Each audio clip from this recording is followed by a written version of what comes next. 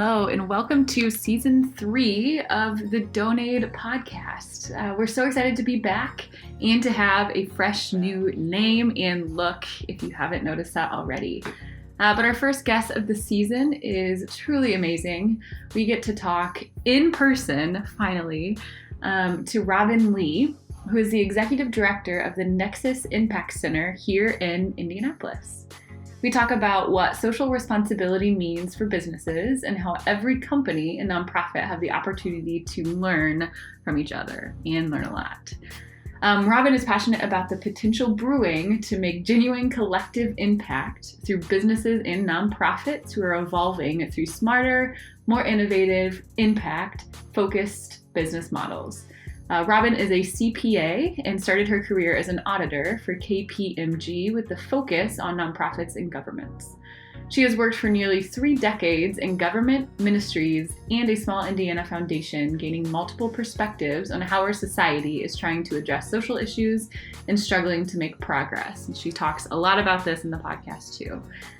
Robin helped founders launch the Nexus Impact Center in January of 2020 and is serving now as the executive director there to advance sustainable social impact for our city, state, and world. Promise you don't want to miss this one. So happy listening, and don't forget to subscribe wherever you listen to podcasts. Thank you. All right, guys, welcome to the Donaide podcast. We're so excited to have Robin Lee here from the Nexus Impact Center. So thank you so much for joining us in person. Yeah, I feel like thanks for having me. It's exciting. Yeah, we got to be in person a lot before. Not that I don't love Zoom, but yes. And we're nice and socially distant, so we're safe. Yes, we came in with Everyone's masks wondering. on. yeah. Even though a lot of that is lifting soon, Yes. thank goodness. But so excited to have you here and see you in person. It's so much more energy and fun, I feel like, when we get to just sit around a table instead of watching through a screen. So excited to have you here. And we'll just jump right in with the first question of tell us about Nexus Impact Center. All right. Well, Nexus is an impact center that was launched in 2020, which you guys, I believe, were launched around the same time. Yeah. So I think anybody that launched in 2020 feels like kindred spirits. Yeah. You know, you Like launched we're during making the it. pandemic. Yeah. And we're still around, and we're actually Yeah. doing quite well. So that's exciting. But anyway, we have co-working, office space, and meeting venue space. But what we're really about is social impact. Mm-hmm. So we're a nonprofit social enterprise, and our mission is to unite, inspire, and resource businesses to cultivate impact-driven business models. Okay. So the space is just the way that we make the money to fund the mission. Okay. Yeah. So we always kind of encourage people to have like a business model behind their nonprofit because it's so nice to have that guaranteed income. Absolutely. Coming in to fund your stuff. So, and you said in the beginning too, not beginning of this, but when you came in, that a lot of people think that you are a business, not a nonprofit. Yes. So talk a little bit more about the nonprofit piece of that and maybe why people think. Yeah. So I actually talk about the term social enterprise because that's what I often ask people when they come into Nexus, if they're familiar with that term. Mm-hmm. And a social enterprise can be a for-profit business or a nonprofit business. Okay. What the characteristic of a social enterprise is that they are selling goods or services and using the revenues from those goods or services for some type of social good in the world. They're fully embedding it into their model. So that can be tons of different ways. It can be how they employ people, how they source products, how the types of products they sell. Actually, you guys, I don't know if you consider yourselves a social enterprise, but I consider you Donaide a social enterprise because your product is intended to do good in the world. It fosters giving of individuals and giving of corporations and donations of time and getting involved in the community. So the whole purpose of your product is for good. Absolutely. And that is one way that you can be a social enterprise, but there's lots of different ways. Yeah. So I think that I grew up learning that you go get a job or you run a business and you make money and then you give money to charity. But what we've seen as the world's evolved is that we're not making the traction we want to make with our social issues, and that we really need to get our businesses involved in social issues because that's where we spend most of our time. Yep. Yeah. Like if you sit down and look at your life and you think, where do I spend most of my time?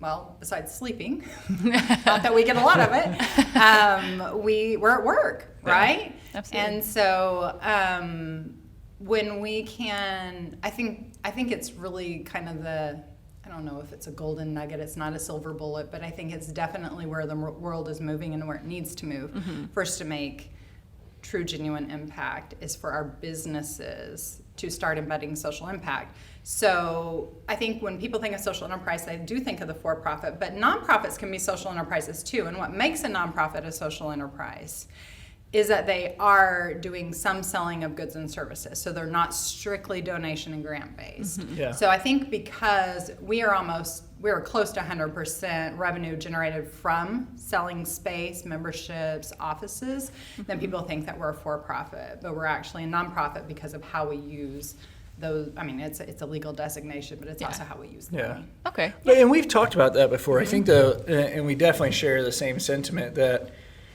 because as you know, a big thing for me and why I even created Donaide was to help nonprofits become more sustainable. Mm-hmm. And when you have a product that you can sell or multiple products,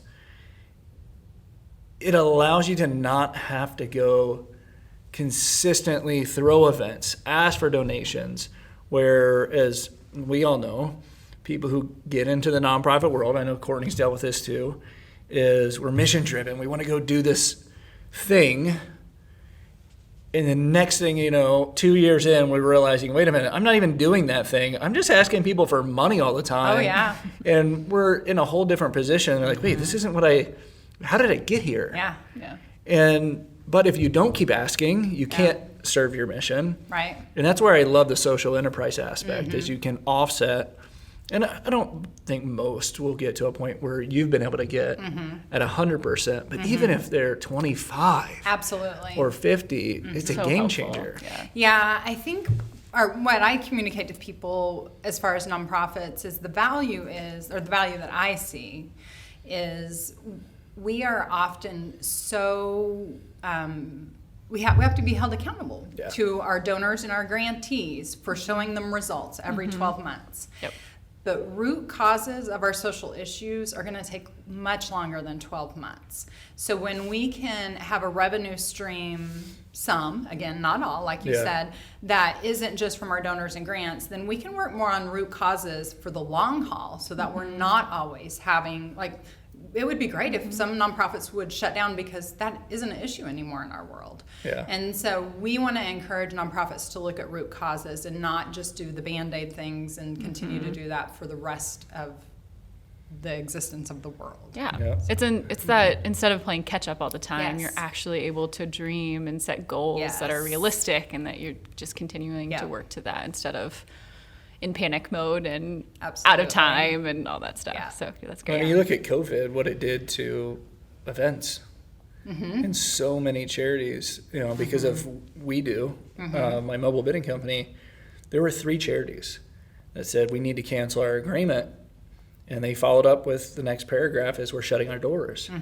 And it's sad that people are living and dying by an event, which should never happen. Absolutely. And so, anybody in fundraising knows that events should never be Right. your main thing. It's like having a business with one big Revenue client. stream. Yep. And the second that goes away, your business goes. Yeah. So, Yeah, the pandemic has definitely helped nonprofits understand or become better business people. I would agree with that. Yeah. I and agree. look at things. It is a business. Nonprofit is business. That's just Yes, a tax it is. designation. I know. Exactly. And we Yeah. preach that all the time. Yeah. We Yeah. always believe that nonprofits should run more like businesses than Yeah. they do. And like you had mentioned, there's variations, right? I think the one that a lot of people see that kind of started the B Corp trend, Yes. if you will, like Tom's Shoes. Absolutely. Starting to set the path of, and I think it was 10%, maybe it's higher now. Yeah. But that's when people started to realize, wait a minute, that's so cool that they do that. Right. And then it's like, well, now it's like, why doesn't everybody do that? which is 100%. great.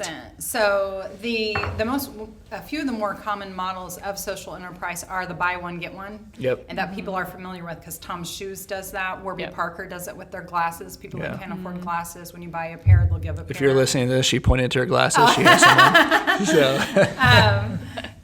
But then also some organizations will simply partner with a nonprofit and they'll designate some of their funds to a nonprofit Yep. that's doing the work. And And then it's easy for marketing. absolutely. Or So messaging. what you were saying, that now everybody's, it is becoming more of the expectation Yeah. of consumers and employees that everybody wants their life to have value and be of value. Yeah. They want to be remembered as doing something good in the world. So they want to, when we spend most of our time at work, they want to work for organizations that are doing something good in the world. Yeah. Yeah. So I think for companies to keep up, they're going to have to get more involved with the community and helping with social issues, because they're not going to be as attractive to employers and they're not going to be as attractive to consumers, because that old model of I just get a job and I give some money to an organization is changing, and it's the way I spend my money, it's where I work, it's how I use goods, it's how I recycle, it's more of a lifestyle. Yeah. And it's going to take everybody to get in the game if we really want to make traction on our social issues. Well, and it's funny you mentioned that too, because I think nonprofits need to understand that. Yes. And what I take away from some of that is a nonprofit is used to going to a business saying, will you donate $5,000? Instead, it's, hey business, can we partner? I'll promote your product. Will you donate X percent? And now we Yes. become partners Absolutely. instead of, to your point, writing big checks. I mean, the pandemic, I tell people this all the time. It's like, I don't blame some businesses for not supporting the community right now. Right.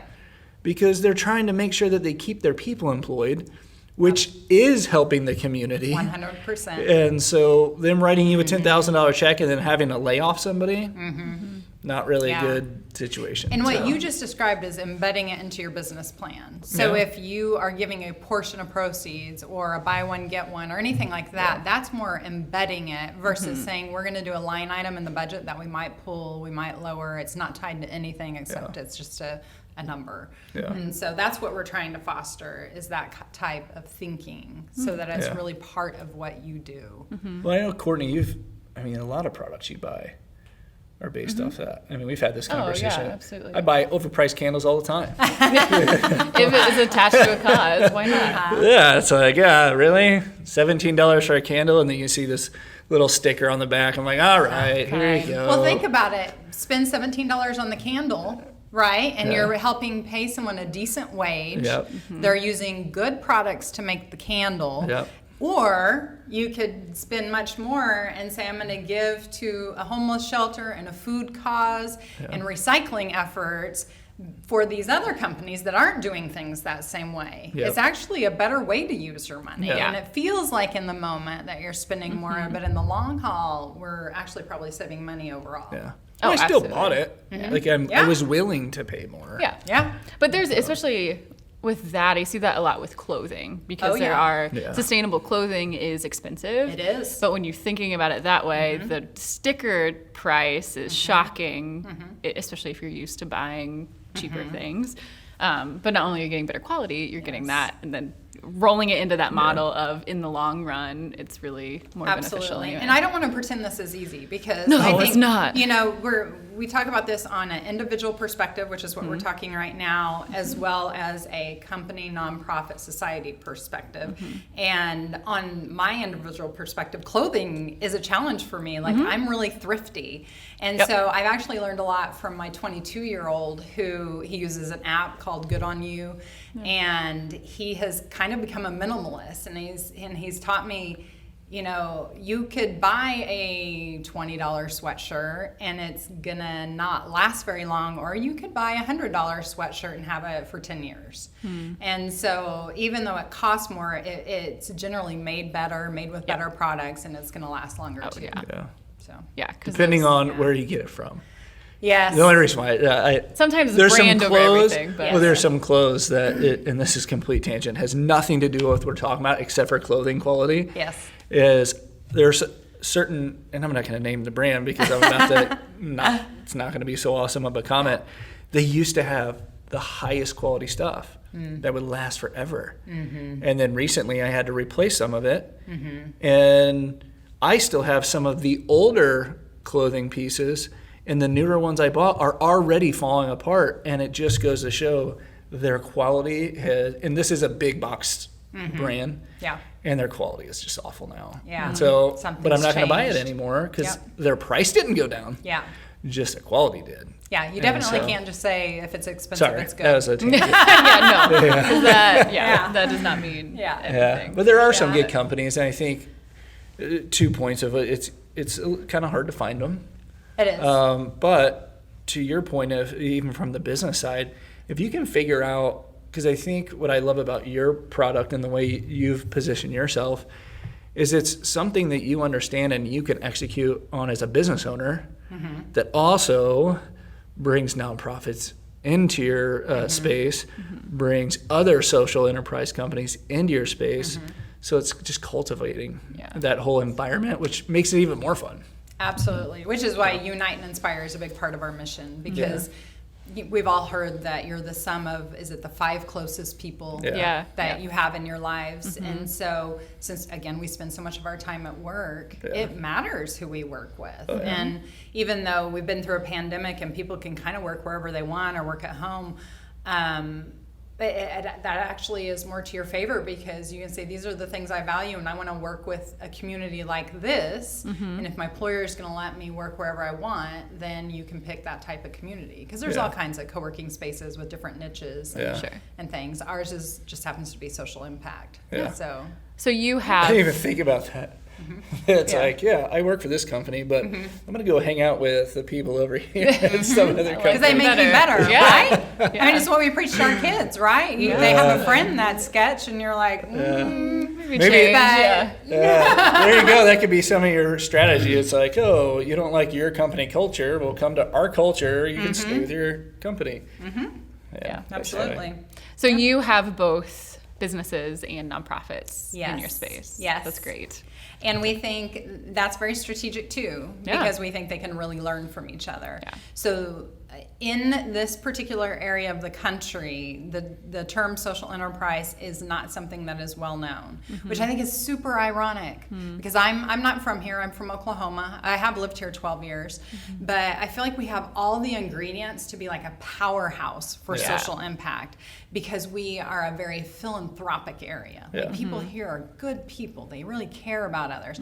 There's a very strong faith base here, so people understand that their lives are made for good. And then I think there's also a really strong entrepreneurial spirit. So people are willing to take their work and their careers in their own hands. And all those things are critical ingredients to be a strong social impact hub. So I think that we have all the ingredients. We just got to educate people. And so for our nonprofits that are used to just doing donations and grants, they can learn a lot from the business owners that are in the space, and learn a lot about how to do business models that they sell products and services. And maybe they don't, maybe it's more of a sliding scale, or it's certain things. Or one of the nonprofits in our space that is doing an incredible job at this is Playworks, and they have numerous things that they offer, one of which is a corporate recess. And why that's so fascinating is because Playworks, their mission and why they started, is they go out into the school system and they work with children to engage them in play, because it helps them with their learning, it helps them with social development, it helps with depression, anxiety, lots of things. And so they've taken their skill set and something they're really good at, and so we're going to apply it to adults and charge a fee for it and help fund our mission. Now, not every nonprofit, they can make that really clear correlation, but when they're around business people, they can help them with that. And on the flip side, the business people want to embed impact, and they can learn from the nonprofits about what is genuine impact versus sending people through programs or just handing things out. Yeah, it's such a good idea. I love Yeah, I love that like fostering environment. Yes. I'm sure. Do you guys get pretty selective on who's there, like to make sure it would be a cohesive There's match? a mix. Or, okay. So we, so for our offices, our private offices and our suites, we do have an application process. So for a nonprofit, you have to be interested in doing sustainable revenue, charging for some products and services. Again, it's not all your revenue, it can just be a small portion. For the for-profits, you have to be working on impact of some kind or interested in starting to embed impact into your model. For our coworkers, though, it can be anybody. It can be a student, a retired person, a remote worker, anybody.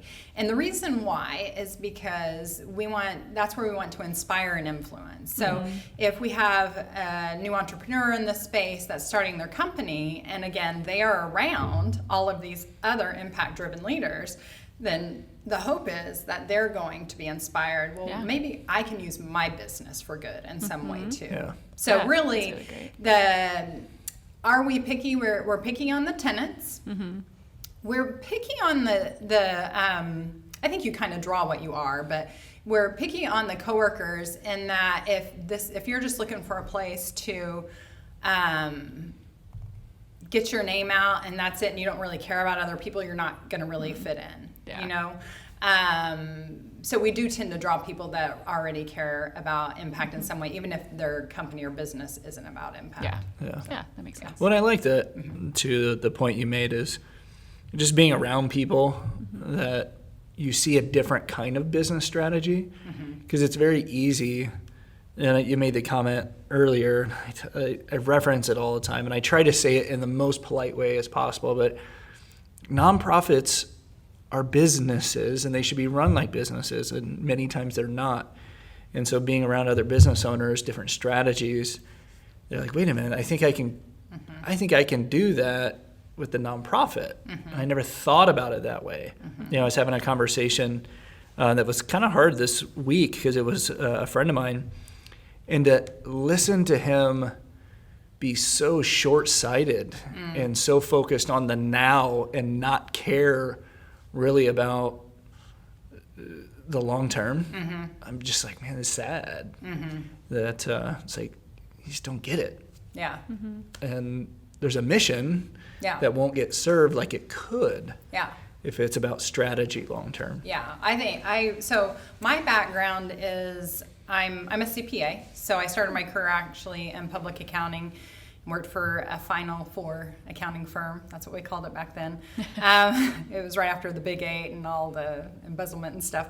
But so I audited for-profit and nonprofits, and I was really drawn to the nonprofits and government. Then I ended up working in government for a little while, and then ministry, and then nonprofits. So I have seen from multiple angles, I have seen how governments are trying to address social issues, how nonprofits are trying to address social issues, and how ministries are trying to address social issues, because they're all trying to. Yeah. And the biggest gap is the for-profit companies getting in the game and getting fully in the game. Yeah. And so I have a lot of hope in that area. But you are 100% right. A nonprofit is a business. Yeah. The nonprofit is simply the tax status. Yeah. And to run it any differently is silly. I'm going to try to be nice too. Yeah. Well, and it's going to be more stressful. Like, there's going to be a lot of things that you're probably going to find harder Well, and another thing you've probably seen too that we're really trying to advocate for is more collaboration with nonprofits, because Indiana actually has more nonprofits than most states. Yeah. And that generally happens, or at least from what I've seen, it happens because one nonprofit, somebody wants them to do something and they don't want to do it, or they, this, that, or something else, and someone gets their feelings hurt, well, I'll just go start my own. Yeah. Yep. And then it's not they're not necessarily working together. Oh, yeah, no. And I think they should be working together. Yeah. I worked for a foundation for a rare disease, and I have a friend that her son will have a very short life because he has this rare disease. And she was telling me about how there's all these foundations searching for a cure. Yeah. And I said, so I I assume they're like talking to each other about their, and she's like, oh no. No, it's about the no. pride. It's their ego and pride. That's what, absolutely. I'm with She said you. they all Yep. want their name on the cure. When and I- think about all the money that is Yeah. wasted and lost because of pride. Yeah. Strictly pride. And well, even when I got into the nonprofit world, my goal was to help the MS community. Well, I went to another nonprofit that supports that world with 100% intention of saying, how can we work together? To the point, I asked them, what events do you do? Yeah. Okay, I won't do any of them. Yeah. I'll put on a gala. I'll do all the things you don't do, so then it bridges the gap. Right. So not interested. Yeah. And I'm like, what do you... And it was Why? that, Yeah. well, it's because they looked at me as a competitor. I'm like, Yeah. we don't even have the same circles. I didn't even Yeah. know who you guys really were, what you're doing, and it was not awesome to see Yeah, that that's happen. I had the same experience, and it was we were not providing the same types of services. They were Yeah. working on a cure. We were helping people with needs. Yeah. And at the end of the day, it was about revenue. They Yeah. were afraid that if we shone too light, if that's the Yeah. proper word, if we were too bright in what we were doing, then donors would be more interested in giving to us. And Yep. so it gets back to that almighty dollar Yeah. and revenue streams. So we actually have on one of our walls in our co-working space that we care more about finding solutions to our social problems than getting credit.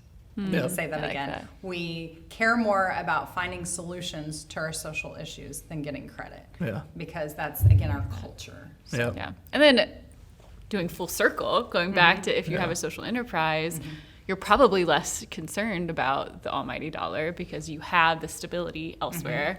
Donors can give where they want to give, and Absolutely. it starts more of a community than a competitive sort of atmosphere. Yeah. That's good. What are some, so we talked about your co-working space that helps fund you. What are some of the things that you're seeing other social enterprise or other nonprofits, I guess, taking that approach of selling services, products, that way, anybody's listening or watching, just gonna start brainstorming. Yeah. Because a lot of people are like, where do I even start Yeah. with something like this? Yeah. So this is where it's tricky because there are so many different ways. It's not like here's your cookie cutter way to be a social enterprise. Yeah. And that's because we have so many different social issues, and then there's just lots of different ways that you can address them.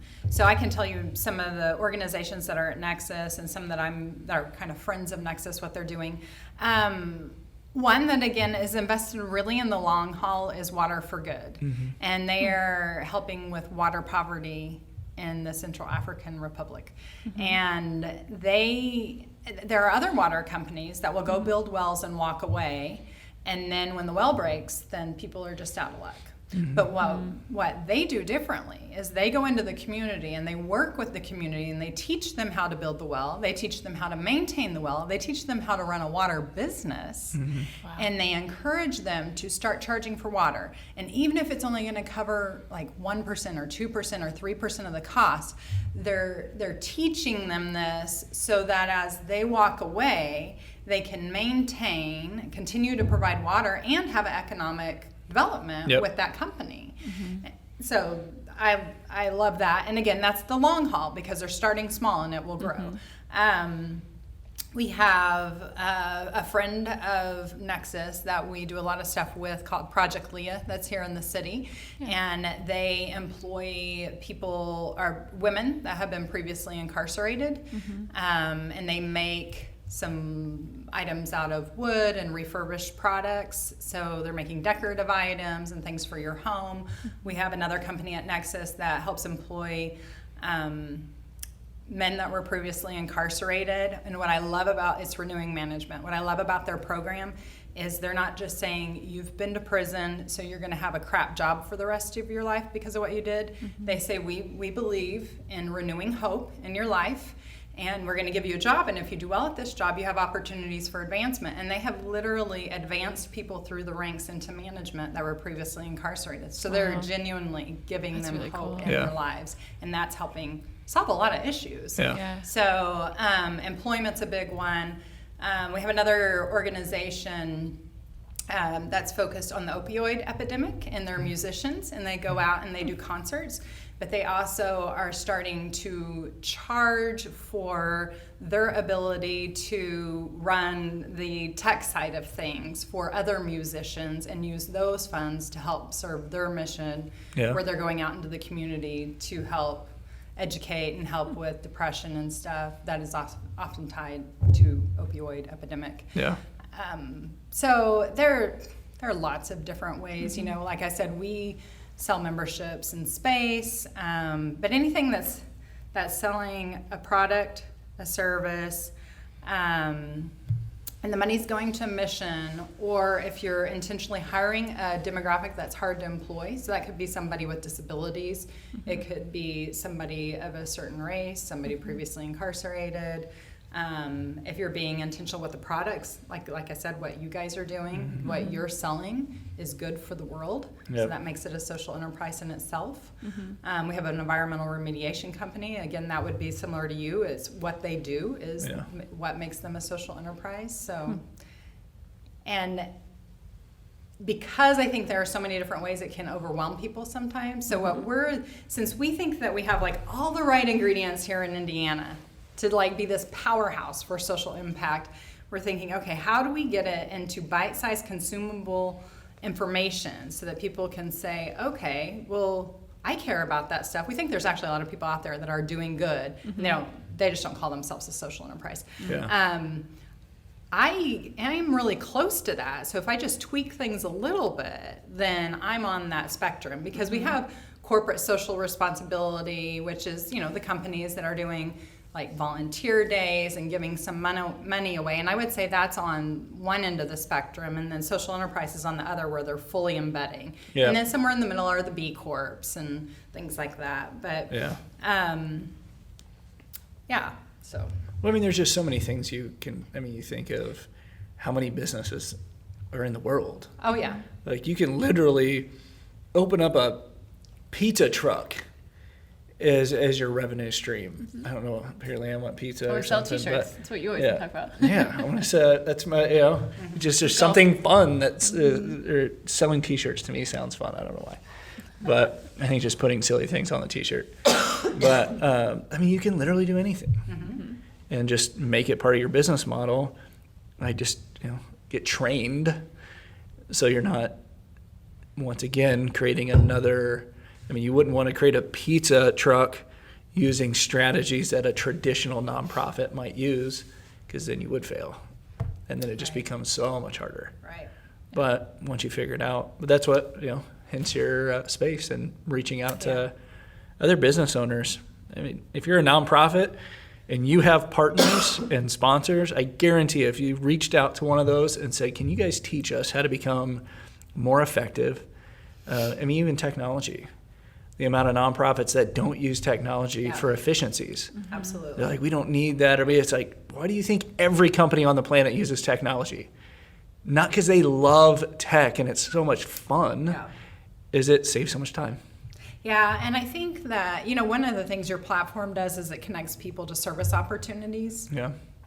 My husband works for, I'm going to say, an unnamed, very large company in the city that does volunteer days, and he gets really irritated when they are told to go paint a room. He's like, I make a good amount of money because I have a very specific skill set. Why put a paintbrush in my hand? Why couldn't I go help an organization with the skills that I have? Absolutely. And I think that type of service is, again, something that can transform our nonprofits. No, you're right. Sure. We talk, especially during COVID, we've talked about this, and when you can't we're be in trying person. really, really hard to help people. It's both people and nonprofits to understand virtual virtual volunteering. To your point, I don't even know the skill set, but whether it's accounting, marketing, advertising, you name it, those are all things you don't have to be in person. Right. And those are all valuable things that every nonprofit needs. And to your point, putting a paintbrush, and I think some of that is the nonprofit doesn't know what to do. Yeah. And coming up with a volunteer strategy is the same. And doing more of a partnership. So Yeah. I think, because I've been on the nonprofit and ministry side too, where somebody says, oh, we want to come in and serve for 2 hours. We have 40 people. And it's like, what am I going to get 40 people with all different skill sets to do in 2 hours? Exactly. But when you do more of a partnership, which again is what I understand Donaide is trying to do, well, let's partner. We have accountants, we have HR people, we have marketing people. We have IT people that all have these skill set, and we want to help engage them in service. And guess what? If they volunteered a few hours a month on a regular basis, they start to know your organization and know your issues and can provide a ton of value. And go get the teenagers to paint the room. Yeah. Yeah, seriously. Really? Because they can do it. Yeah, and I think some of these, and this is going to sound bad, but it's true. I think there's so many companies that'll dump 40 volunteers because they're like, oh, if we get 40 volunteers, we put them in our company T-shirts, and we get this great photo op.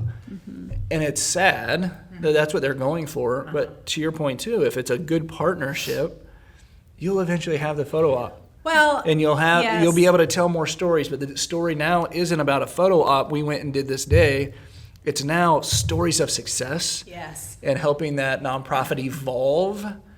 As you go along. I mean, that's why part of our platform, when a company gets in, they have the ability to grant the software to one nonprofit. And we did that because if I'm a company, do I want to donate $2,400 or $2,500? Or I can donate a piece of software that I know is going to help this nonprofit become more effective, more efficient, and serve their mission. And now I'm helping them grow. Yes. That's a whole different type of It is a whole different type. There were a few things you said there. One thing that I think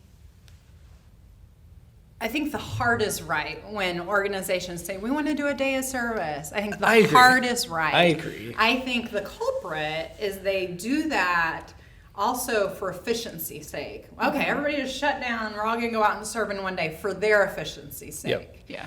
But on the opposite side of that, it's actually causing that problem of, oh my gosh, how do I take 40 people with all different skill sets and put them to work effectively? So then I give them work that is not as valuable just to keep them busy so they can feel good about themselves. We'll just call it the paintbrush.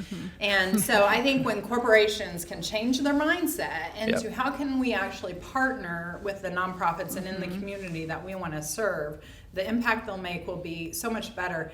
And the biggest value is actually employee engagement. The employees will start to actually have a real heart and heartstrings for these causes and these organizations. So we just finished our first year at Nexus and did awards for our companies. And we gave awards out to 2 nonprofits based on impact measurement and sustainability, but we gave 4 awards out to our for-profits. And one of them was impact through employee engagement. Because that's one of the ways that companies, it's one thing to give money away. It's another thing if you employ 20 people, 40 people, 1,000 people, and you're actually getting your employees out there and engaged into the community. And so I think engaging them in meaningful ways is huge. Yeah, absolutely. And that generally, unfortunately, doesn't happen when you send them all out at one time. Yeah. And that's great for the nonprofit too, because you're creating, not only getting more valuable work from them, but you're creating advocates too. The second they get really interested in your cause, they're going to talk about it. Now, from a nonprofit side, if Courtney came and served with us and you became to know our organization and then you left whoever you worked for and went somewhere else, I still have the relationship with Courtney. Exactly. Yeah. So that's one of the benefits. It's not it's not that I have the relationship with Donaide. I have the relationship with Courtney. Right. Yeah, for sure. Well, I think we're getting close to time. Oh, okay. So but I just want to take the next 5 minutes or so. If there's any last piece of thing that you either want to talk about or inspiring thing you want to give nonprofits, please do, but then also just let people know where to find you and both Nexus and yourself. So we, at Nexus, one of the things that as we started to launch Nexus is we recognize there are a lot of good people out in the world and in our community doing good work. So we're not trying to replicate the wheel where there are good things happening, but instead point people to those resources. Yeah. And but then when we do see a gap, then we do want to try to help fill it if we have the skill set to do that. And one of the areas that we've been recognizing is, if you guys have ever served on nonprofit boards, you might have seen this, but equity and inclusion related to women and people of color on boards. That a lot of organizations are doing diversity and checking the box and saying, okay, we're having more women or people of color on our boards, but they're missing the equity and inclusion piece. So we're really trying to pursue that this year and looking at some connection events to help in that area later on this year. And then we're about to announce an art contest that will have a social impact theme on the side of our building. That's coming up in April. But, you know, I think just as a parting comment, what I have learned in this last year, so I trekked to the base camp in Mount Everest in 2019, at the end of 2019. Wow. So basically right before the pandemic. Yeah. And earlier that year, I had also been to Haiti. Last minute, a group of teens needed an adult to go with them. And so I went to 2 third world countries in a very short time span. And nothing helps you kind of reflect on who you are and what has shaped your values in your life more than going to a third world country. And I went to 2 in a very short time period.